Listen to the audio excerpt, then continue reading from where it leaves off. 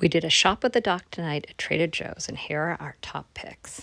For a great soup starter or stir fry, you can use this prepared mirepoix of celery, carrots, and onions. This low sodium broth is pretty clean. The frozen section has a lot of great vegetables, including these artichokes and mushrooms, and they also have a lot of great frozen fruit, like berries and mangoes.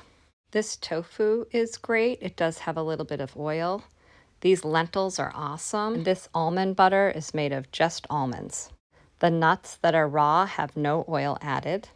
And this guacamole is great, which would be great with these 2 brands of crackers that have no oil and are super tasty.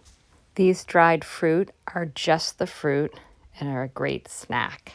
They have several whole grain or bean-based pastas that come in a variety of shapes, and they even have a spaghetti squash pasta that looks delicious. They have many spice mixes like this one that look delicious, and this muesli cereal is very clean. They carry Ezekiel bread and some great corn tortillas.